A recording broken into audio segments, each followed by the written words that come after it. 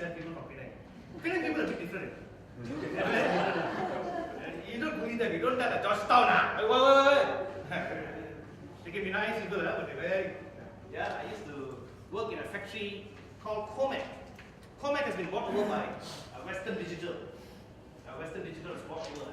What Comac does is actually they make the hard disk. They don't make the disk drive. What you see in your computer today is the disk drive. The hard disk with all the electronics in it. What we used to do was actually the hard disk. We take the substrate and then we put it into a sputter chamber, put it into a plasma chamber, sorry, and we bombard the whole disk with magnetic particles. I only lasted about a year in Comac.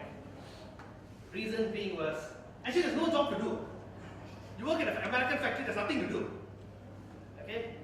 I was taking care of some robotics at the time, doing some ladder diagram, programming robots and all. Some of you are engineering lecturers, and that's the worst job you can get. You know why? Because the robots never break down.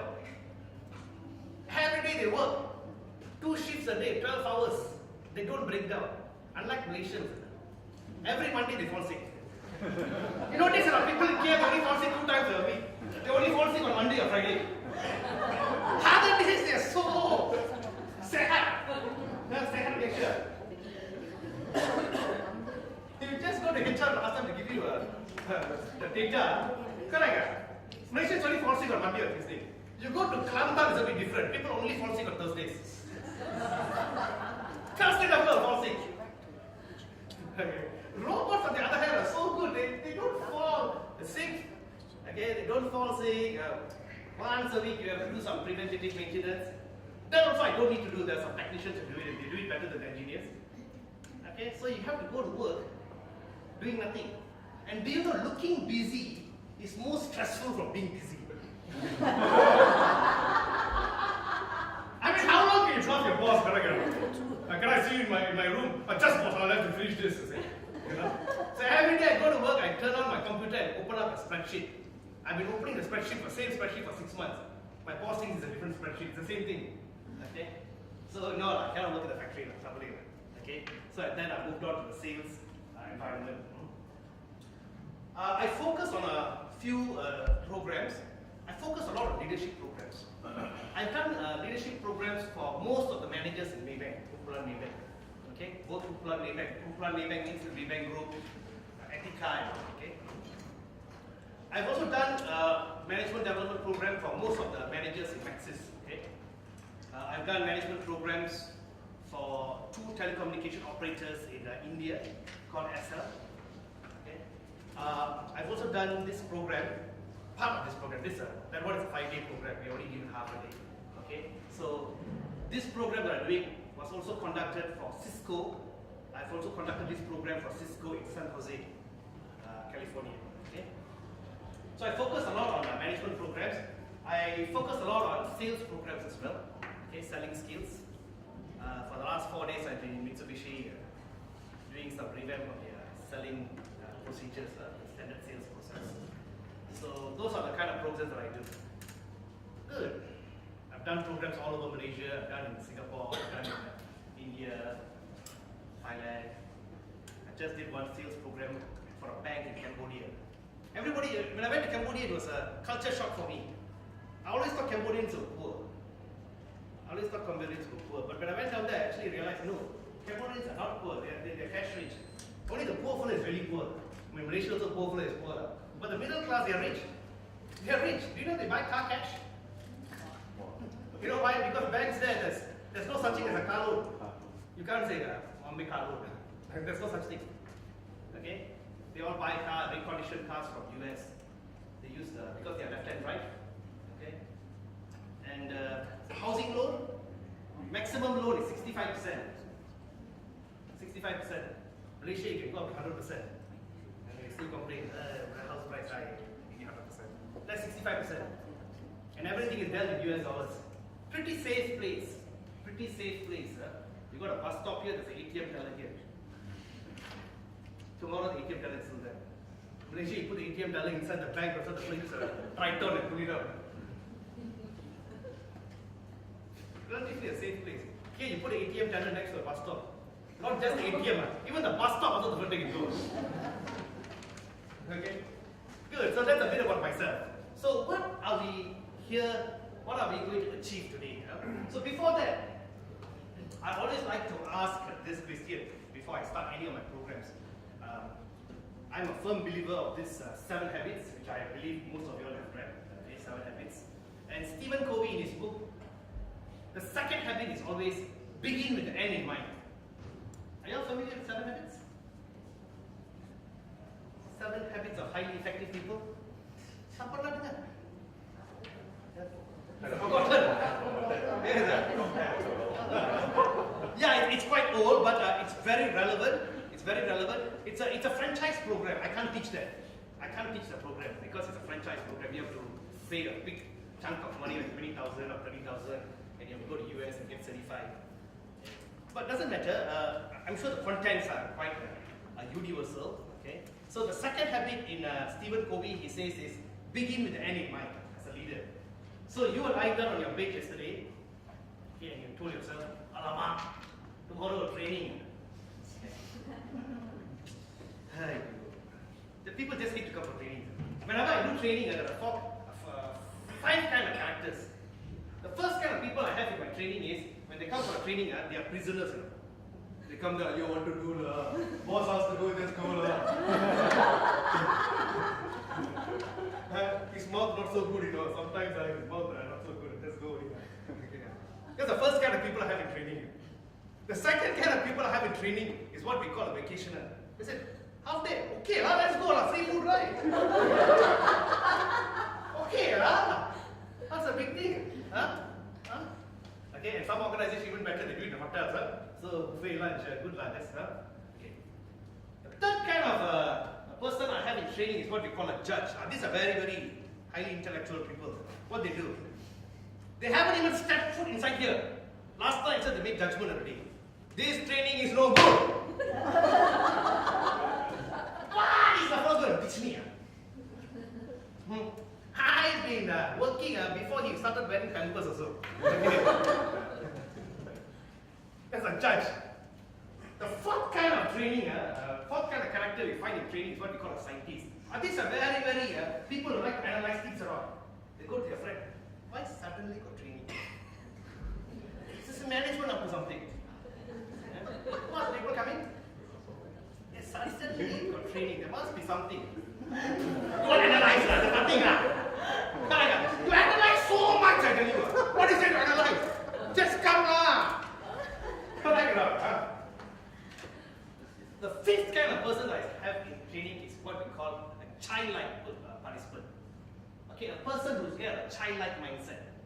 Okay, not a childish mindset. Childish and childlike mindset is different. Some of you all, before coming here, I went through your organizational chart, which is already published on your website. That's a beautiful thing. So you can at least know what to expect. Okay, so I went through your website. I saw some of you all were heading some head of School of Social Science and all. Okay, so you're quite familiar with this. Okay, a childlike mindset is a open mindset. Our mind is like a parachute, only works when it's open. Imagine you get out of a plane, the parachute doesn't open. Boom. So the mind is like, so today I want you all to have a childlike mindset. Okay? Be open to some of the concepts that we will be discussing and see if it can be applied to you. Okay? You will be the best judge to see whether the concepts and the tools will be applicable to you in your work arena. So anyway, last time you were lying down on your bed and you asked to come, whether you're a prisoner or a vacationer, doesn't matter. But you told yourself, you have to go lah, what to do? Just pull through lah. Okay? Okay? Worst come to worst, I just bring matches lah. If I feel sleepy, I bring the matches in half and pull again. Okay? So, Miss Joanne, right? Who's this person? Okay, no problem. Miss Joanne, I'm going to call you first because my daughter's name is Joanne. Yes, I'm going to call you. What would you like to take back today?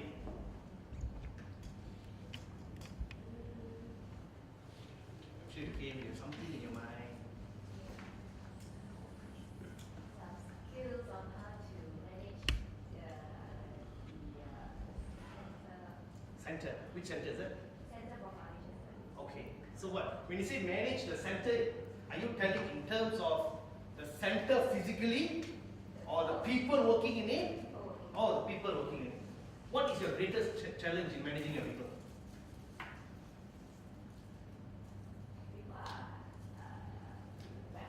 Oh, and talk a lot. Yeah, you see. Okay.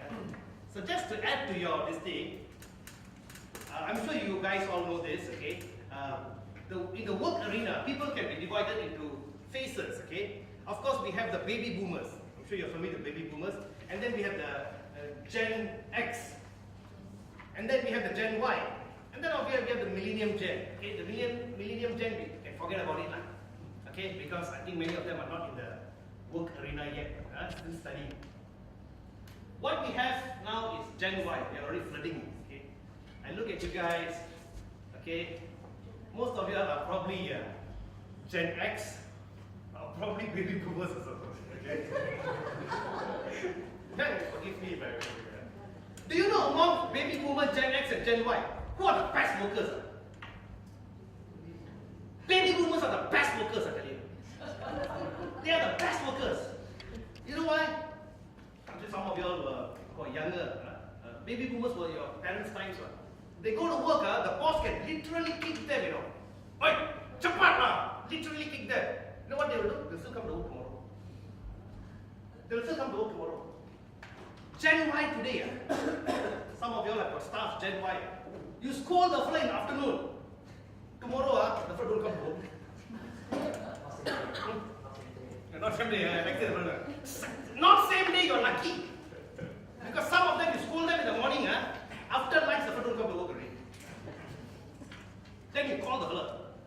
You call the fella. The fella don't answer the phone. The fella looks at the fella.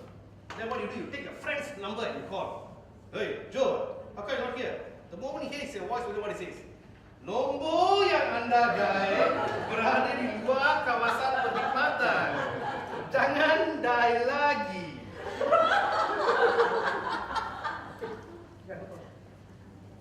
It's so hard to manage Y-Gen people, yeah. So I'm just going to write here how to manage the Y-Gen. Okay?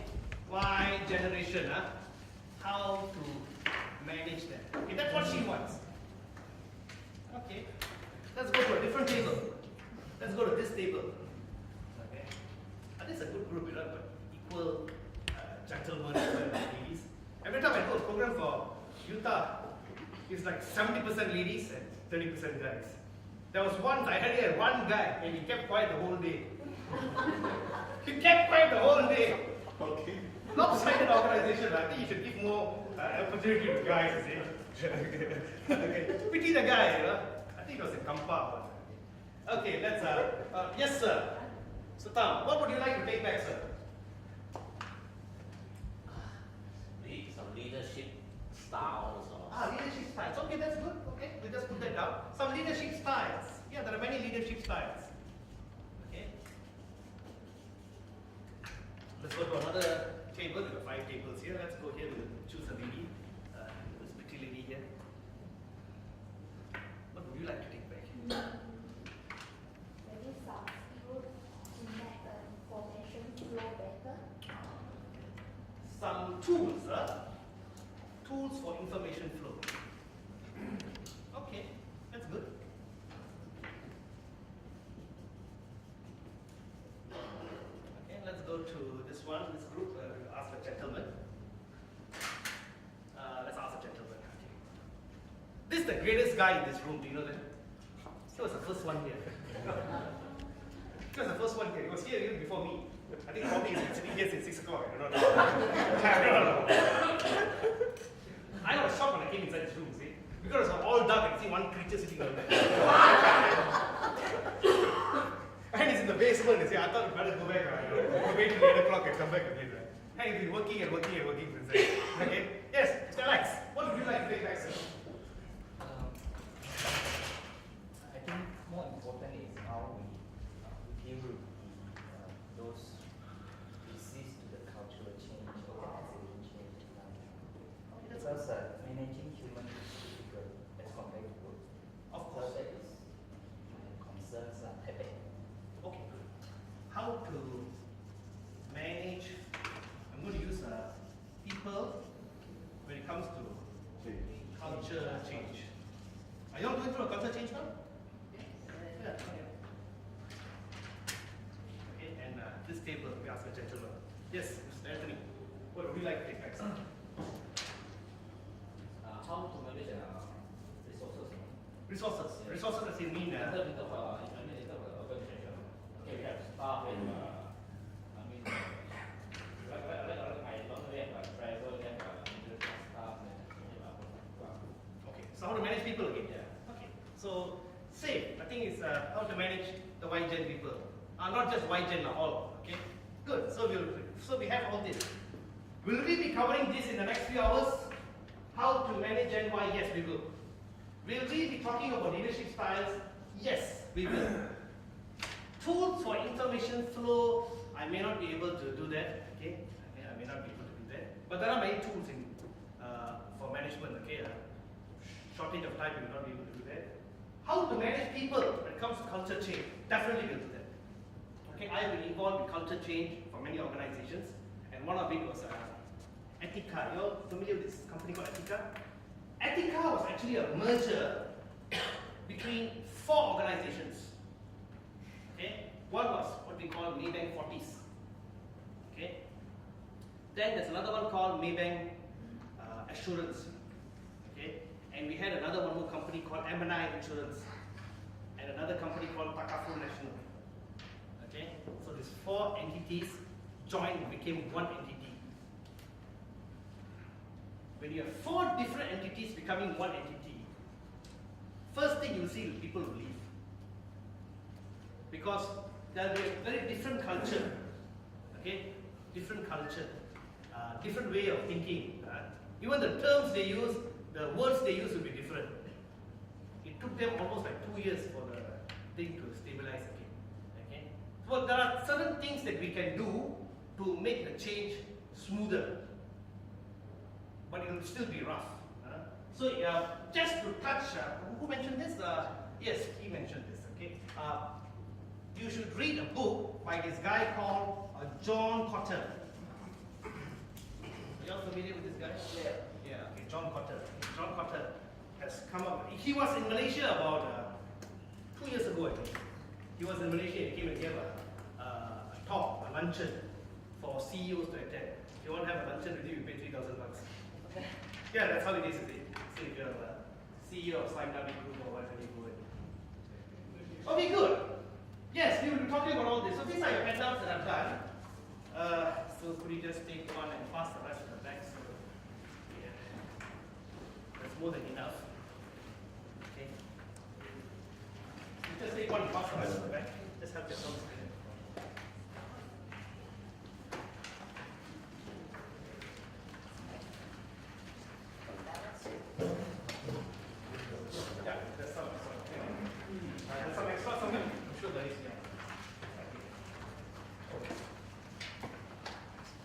So I've just come up with this handout for you all.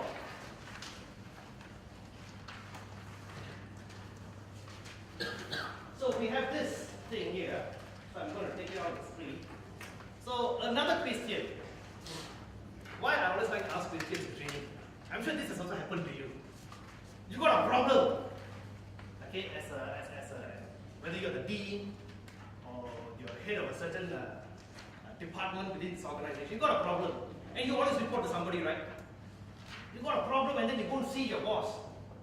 Because your boss is supposed to be smarter than you, okay? Because he's lived longer than you, he has gone through, he's got more experience and all, okay? He knows you better, okay?